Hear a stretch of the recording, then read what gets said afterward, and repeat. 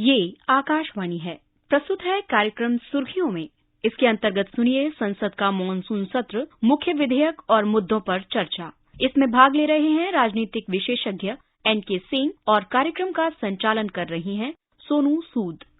संसद का मॉनसून सत्र आज से शुरू हो गया है और 11 अगस्त तक चलेगा। इसमें 17 बार संसद की बैठकें होंगी। 17 सत्र होंगे। महत्वपूर्ण विधेयक और अन्य महत्वपूर्ण मुद्दों पर चर्चा होगी। इस पर चर्चा के लिए आज हमारे साथ हैं राजनीतिक विश्लेषक NK Singh. Warm welcome to you on Akashvani mister Singh. Thank you. Mister Singh, आपसे जानना चाहेंगे संसद का जो मॉनसून सत्र आज से शुरू हुआ है वो कितना महत्वपूर्ण है, और अभी जो सिचुएशन है, पॉलिटिकल क्लाइमेट है, जो हमारी आर्थिक कहें मजबूती है, जो सरकार का डेवलपमेंट एजेंडा है, उस पूरी स्थिति को देखते हुए क्या आपकी प्रमुख आशाएं हैं इस सत्र से? कोई भी डेमोक्रेसी लविंग जो सिटीजन होगा वो चाहेगा कि पार्लियामेंट फंक्शन करे और अपने जो फंक्शंस हैं उसको वो बखूबी डिस्चार्ज करे। यहाँ होता क्या है, वाइटल इश्यूज पे डेलिबरेशंस होते हैं, डिबेट्स होते हैं, बिल्स होते हैं जो पास होते हैं, उन पे चर्चा होती है। ये दो बेसिक फंक्शन है। या कानून बनाते हैं जो कि बिल का ही फॉर्म होता है। लेकिन एडवर्सेरियल डेमोक्रेसी जो भारत में हम लोगों ने ली है, इसमें एक विपक्ष होता है और एक सत्ता पक्ष होता है। जाहिर है कि दोनों पब्लिक ओपिनियन अपनी तरफ करने के लिए बातें करते हैं। वो पार्लियामेंट में भी करना चाहते हैं, सड़क पे भी करना चाहते हैं। मुद्दे इस बार जो हैं वो थोड़ा गंभीर हैं और कंट्रोवर्शियल भी हैं। जैसे कि जो बिल्स नॉर्मल हैं वो तो पास हो जाएंगे, जैसे कोऑपरेशन को लेके एक बिल है, डिजिटल बिल है। ये सब पास होने में मुझे लगता है कि बहुत दिक्कत नहीं होनी चाहिए और विपक्ष को भी कोऑपरेट करना चाहिए, क्योंकि ये बिल एक प्रोसेस के तहत है जिसमें कि आपको ये फेज है जिसमें एआई आप ला रहे हैं जो कि आपके जीवन का अभिन्न अंग बनने जा रहा है और विकास की रफ्तार तेज करेगा। तो एआई के युग में आप डिजिटलाइजेशन के जो भी उसके फंक्शंस हैं उसके लिए अगर कोई कानून है तो उसको पास कराने में मुझे नहीं लगता आपको जिसको कोई दिक्कत करनी चाहिए वो गलत होगा। लेकिन जो कंट्रोवर्शियल इशू है, उदाहरण के लिए आप लीजिए मणिपुर इशू है, लगातार चल रहा है। जाहिर है विपक्ष उसको उठाने की कोशिश करेगा। दूसरा है जो एक ऑर्डिनेंस है जो बिल में कन्वर्ट होगा और कानून सरकार बनाना चाहेगी। वो सुप्रीम कोर्ट के एक फैसले के खिलाफ दिल्ली की सेवा शर्तों को लेके उस फैसले को निगेट करते हुए सरकार ने एक अध्यादेश जारी किया है। जाहिर है अपोजिशन उसके खिलाफ है और पूरे सारे लोग एक हो गए हैं उसके खिलाफत करने के लिए।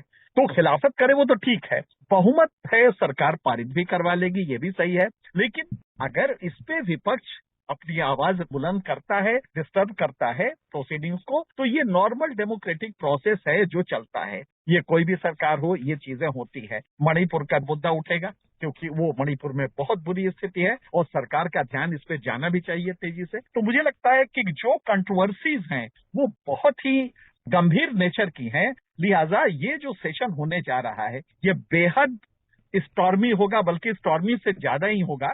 मुझे लगता है कि इसको देखना है। ठीक है, अभी 2 दिन पहले जो बैठक हुई है, ऑल पार्टी मीट हुआ है, उसमें प्रिसाइडिंग ऑफिसर के सामने सब लोगों ने ये कहा कि नहीं हम लोग इस चीजें करेंगे। लेकिन जब पार्लियामेंट में जाते हैं तो सरकार और विपक्ष कैसे अपनी चीजों को अपने को कंडक्ट करती है ये दोनों पे निर्भर करता है। तो मैं कहूंगा कि दोनों को ट्रेड सेंस प्रिवेल करे और मुद्दों पे चर्चा करें, ये बेहतर रहेगा। हाँ, चर्चा कैसे हो, अपोजिशन जैसे चाहता है, कई बार होता है कि आप उन धाराओं में चाहते हैं, उन रूल्स में चाहते हैं डिस्कशन कराना जो रूल्स गवर्नमेंट नहीं चाहती है, ट्रेजरी बेंच नहीं चाहता है।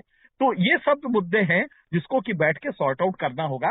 लेकिन ये एक बात बहुत साफ है कि ये सेशन एबनॉर्मली स्टॉर्मी होने जा रहा है। तो जैसा आपने कहा कि बहुत गंभीर मुद्दे हैं, मणिपुर का मुद्दा है, दिल्ली ऑर्डिनेंस को बिल बनाने का जो मुद्दा है, और डेटा प्रोटेक्शन बिल का मुद्दा है। इनफैक्ट 31 बिल जो हैं उन पर चर्चा होनी और उनका पारित होने का जो कार्य है वो इस मॉनसून सेशन में होना तय है। सो मतभेद, गहन चर्चा, जैसे आपने कहा, वो तो एक जरूरी पार्ट है डेमोक्रेसी का। मगर एक संसद की जो गरिमा होती है, आपको आशा है कि संसद की गरिमा को बनाए रखने की जो एक रिस्पॉन्सिबिलिटी है वो सारे जो है पार्लियामेंटेरियंस वो लेंगे, हम ये आशा कर सकते हैं? जब हम गरिमा पे आते हैं तो गरिमा एक ऐसी चीज है जो एक तरफा नहीं हो सकती। एडवर्सेरियल डेमोक्रेसी में मुद्दे रेज करना, ये भी उसी गरिमा का पार्ट है। आप रेज करें, उसका तरीका क्या हो, ये इंपॉर्टेंट है। तरीका में भी एक सीमा होती है कि आप यहां तक तो जाएं, इसके आगे न जाएं। जब किसी, जैसे कि आप विधानसभाओं में देखती हैं कि अक्सर मारपीट तक हो जाती है, वो गरिमा के खिलाफ है। लेकिन अब ये जिम्मा होता है कि कैसे ट्रेजरी बेंच भी उसको फैसिलिटेट करे और कितनी सीमा अपोजिशन किस हद तक जाए अपना विरोध करने के लिए। तो ये दो चीजें हैं, अगर इनको आप देखें तो स्टॉर्मिंग होगा, इसमें कोई दो राय नहीं है, लेकिन दोनों की जिम्मेदारी है, क्योंकि इश्यूज बड़े हैं। और इश्यूज ये बड़े का मतलब कि ये होता है ना, कुछ इशू होते हैं जो बहुत ही सेंसिटिव होते हैं।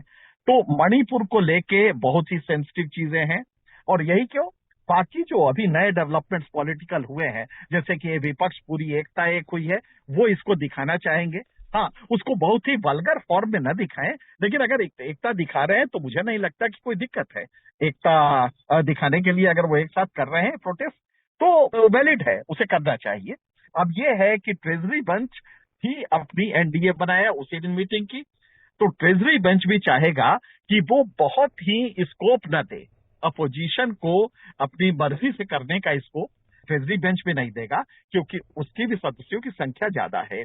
तो यही लगता है कि बिल जो है डेवलपमेंट के वो पारित हो जाएं, और बाकी जो है मुद्दे कंट्रोवर्शियल वो जनता के सामने अपने अपने तरीके से ले जाते हैं। ये नॉर्मल प्रैक्टिस है, और ये एडवर्सेरियल डेमोक्रेसी में द्वंदात्मक प्रजातंत्र है, और इसमें ये होता है, इसको हम बहुत गलत नहीं मानते हैं। हाँ, जी, आप उसकी सीमा होनी चाहिए। बिल्कुल, आप जैसा कह रहे हैं कि एडवर्सेरियल डेमोक्रेसी में ये एक कहें कि पार्ट एंड पार्सल है कि मतभेद भी होंगे, चर्चा गहन होगी। इनफैक्ट उससे तो कहें कि सिटीजन्स भी खुश होते हैं कि पार्लियामेंटेरियंस आपस में डिस्कस करके जो बेस्ट सॉल्यूशन है अलग अलग मुद्दों का वो निकाल रहे हैं। 17 सेशंस में इतना व्यापक जो एजेंडा है, आपको लगता है कि हम उम्मीद करें कि वॉकआउट्स कम से कम हो, क्योंकि एक जो वॉकआउट भी है वो भी एक बहुत नेगेटिव अप्रोच रहता है कई बारी ऑपोजिशन का। देखिए, एक चीज है, वॉकआउट भी डेमोक्रेटिक प्रोसेस का ही अंग है। कई बार हमने ये देखा है, मैंने दशकों तक कवर किया है पार्लियामेंट, तो मैंने ये देखा है कि जब वॉकआउट करते हैं तो उनका गुस्सा, बाहर जाते हैं, थोड़ी देर बैठते हैं, चाय पीते हैं, और उनका जो गुस्सा होता है ना, वो धीरे से वो निकल जाता है। फिर जब आते हैं और बैठते हैं तो बड़ा स्मूथ चलता है। तो वॉकआउट एक प्रोसेस है डेमोक्रेटिक प्रोटेस्ट का पार्लियामेंट्री सिस्टम में। तो वॉकआउट करें, इसमें कोई दिक्कत नहीं है, लेकिन वॉकआउट करके फिर आके उस मुद्दे पे चर्चा हो। अगर चर्चा हो सके, सार्थक चर्चा हो सके, और ट्रेजरी बेंच को भी, सरकार को भी कुछ सलाह ऐसी होती है, जैसे बिल्स है उसमें कुछ सलाह है, उसको अगर सरकार मानती है तो कई बार वो बेहतर होते हैं। मैंने ऐसे देखे हैं कि अपोजिशन की सलाह से बिल बेहतर हुआ है। तो अगर वो एकोमोडेट करते हैं तो ठीक है। और लेकिन विपक्ष चाहे कि हम ये दिखाएं कि हम एकता हमारी है, अभी 2 दिन पहले हमने तैयार की है एकता, और सिर्फ इसी के लिए पार्लियामेंट डिसरप्ट करे, तो वो मुझे लगता है कलरेबल एक्सरसाइज होगा, और उससे बचना होगा, क्योंकि ये आम जनता भी अच्छा नहीं मानती है। और ट्रेजरी बेंच अगर इस तरह के प्रोटेस्ट को रोकता है, वो भी ठीक नहीं मानता। दोनों को मेरे ख्याल से बहुत ही एक वैसा है, इसमें जो रास्ता होगा वो निकालना मुझे लगता है कि एक मुश्किल काम होगा। देखते हैं कैसे होता है ये। एक जो बिल है जिस पर सबकी नजर है, जो सभी आजकल के डिजिटल एज में सबको अफेक्ट करेगा, वो है पर्सनल डेटा प्रोटेक्शन बिल, जो सिटीजन्स की डेटा प्राइवेसी को प्रोटेक्ट करता है। क्या लगता है आपको ये बिल कितना महत्वपूर्ण रहेगा इस मॉनसून सेशन में चर्चा के लिए, और अगर ये पारित हो जाता है तो इसके लिए क्या इम्प्लीकेशंस होंगी बिजनेस, टेक्नोलॉजी कंपनीज जो भारत में ऑपरेट कर रही हैं उनके लिए? बड़ा अच्छा ये आपने सवाल किया, और मेरे दिल के नजदीक है ये। दरअसल ये दौर एआई का है, आर्टिफिशियल इंटेलिजेंस का, जो कि हमारे जो सोशियो इकोनॉमिक फंक्शन में रग रग में घुसा जा रहा है, और ये फैसिलिटेट करेगा, आपकी प्रोडक्टिविटी बढ़ाने जा रहा है, आपकी लाइफ को स्मूथ करने जा रहा है। इवन एग्रीकल्चर प्रोडक्टिविटी इससे बेहतर होने जा रही है, क्योंकि वहां पे एआई ये बताएगा कि आप अब खाद न डालिए, आप ये फलाना कीट लगने जा रहा है, इसके लिए ये पेस्टिसाइड, ये इंसेक्टिसाइड, ये वीडिसाइड यूज कीजिए। तो आर्टिफिशियल इंटेलिजेंस के युग में आप कोई भी डिजिटलाइजेशन का जो प्रोसेस है उसे फैसिलिटेट करना न केवल सरकार का बल्कि अपोजिशन, हम सब जनता का कर्तव्य है कि उसको सीखे और उसको एडॉप्ट करे। और ये हमारे डेवलपमेंट प्रोसेस का, क्योंकि ये प्रोसेस इसी रास्ते से जाएगा, कोई दूसरा रास्ता नहीं है। एआई को मानना, उसको एडॉप्ट करना, उसको अंगीकार करना और उसको आम जीवन में ले आना, ये सबसे बड़ी आज की जरूरत है अगर हमें नए युग में जाना है। ये जो टेक्नोलॉजी का युग है, तो इसमें डिजिटलाइजेशन का जो भी चीज आ रहा है, मुझे लगता है कि उसको यथावत मान लेना चाहिए। हाँ, पर्सनल डाटा उससे कॉम्प्रोमाइज न हो, पर्सनल डिटेल, हमारी स्वायत्तता स्वाधीनता न जाए, इसको सरकार को सुनिश्चित करना होगा कि वो प्रोटेक्शन रहे। उसके अलावा आप जितना भी करना चाहे, डिजिटल जो भी फैसिलिटेट करना हो उसे करें। आपको याद होगा C.डॉट आया, उसके बाद से क्रांति आ गई कम्युनिकेशन टेक्नोलॉजी में। तो आज एआई का ये युग है, इसमें मुझे हर हालत में कोई भी ऐसे कानून जो इसको फैसिलिटेट करते हो एआई को, आर्टिफिशियल इंटेलिजेंस को, और डिजिटलाइजेशन उसका एक अपरिहार्य अंग है, तो मुझे लगता है कि उसको बहुत ही आसानी से अपोजिशन को भी क्लियर करने देना चाहिए। हाँ, कोई शक है, उसमें कोई डर है, उसको आप दूर कर लें, उसको दूर कर ले, सरकार से कहें कि भाई इसमें मुझे ये डाउट लग रहा है, और सरकार को उसको क्लियर करना चाहिए, क्लैरिफाई करना चाहिए। और government of national capital territory of Delhi amendment bill 2023, इसके भी पारित होने की आशा है इस सत्र में। ये भी बहुत महत्वपूर्ण एक डेवलपमेंट आप मानेंगे? देखिए, उसमें आप याद करिए कि सुप्रीम कोर्ट ने ये कहा था, 3 प्रिंसिपल्स को वायलेट कर रहा है जो ये कानून है, इसको समझना। और इसमें उन्होंने कहा था कि रिस्पॉन्सिव गवर्नमेंट, कलेक्टिव रिस्पॉन्सिबिलिटी का जो सिद्धांत है वो तभी लागू होगा जब इलेक्टेड गवर्नमेंट को आप अधिकार दें। और दूसरा कहा था कि ये अधिकार इलेक्टेड गवर्नमेंट के पास ज्वाइंट रिस्पॉन्सिबिलिटी के तहत होनी चाहिए। उसको नलीफाई करने के लिए सरकार ने अध्यादेश जारी किया है। तो फेडरल स्ट्रक्चर को भी वो चैलेंज कर रहा है। ये बात अपोजिशन लगातार कह रहा है कि हमें डर है इससे फेडरल खराब होगा। तो मुझे लगता है कि अपोजिशन इस बात पे रहेगा, और सुप्रीम कोर्ट ने भी ये कहा था। तो ये देखना होगा कि ये जो अप्रहेंशन है अपोजिशन का, ये कितना वैलिड है, और क्या इस पे सरकार इसको कुछ चेंज करेगी या यथावत इस बिल को पारित कराना चाहेगी। बहुमत है, पारित तो करा लेगी, लेकिन ये है। और कई बिल हैं, जैसा हमने कहा कि 31 बिल हैं जो इस मॉनसून सत्र में चर्चित होंगे, जिन पर चर्चा होगी, जिनको पारित करने की पूरी कोशिश की जाएगी। Multi state cooperative societies amendment bill 2022 अगर हम लें, आपको लगता है कि जो एक सरकार ने मिनिस्ट्री ऑफ कोऑपरेशन भी अलग से बनाई, कोऑपरेटिव जो है एक तरीका गवर्नेंस का, वो बहुत इम्पोर्टेंट है, और ये बिल भी उस दिशा में हमें हेल्प करेगा? हाँ जी, बड़ा अच्छा आपने सवाल किया, और हकीकत ये है कि ये एक बहुत बड़ा कदम होगा।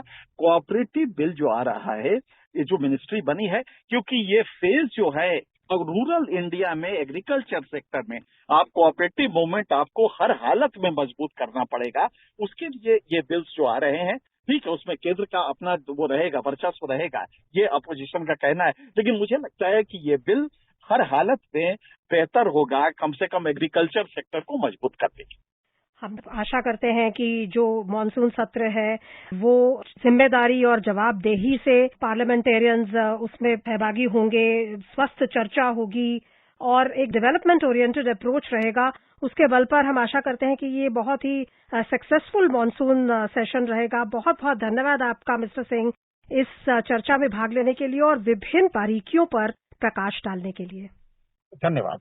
अभी आप सुन रहे थे संसद का मॉनसून सत्र, मुख्य विधेयक और मुद्दों पर चर्चा। इसमें भाग ले रहे थे राजनीतिक विशेषज्ञ NK सिंह और कार्यक्रम का संचालन कर रही थी सोनू सूद। ये कार्यक्रम आकाशवाणी के समाचार सेवा प्रभाग द्वारा प्रस्तुत किया गया। इसे आप हमारे mobile app news on AIR और YouTube channel news on AIR official पर भी सुन सकते हैं। इस कार्यक्रम के संबंध में अपनी प्रतिक्रिया आप हमें ईमेल या व्हाट्सएप के माध्यम से भेज सकते हैं। ईमेल का पता है airnsdtalks@gmail.com और व्हाट्सएप नंबर है 9289094044।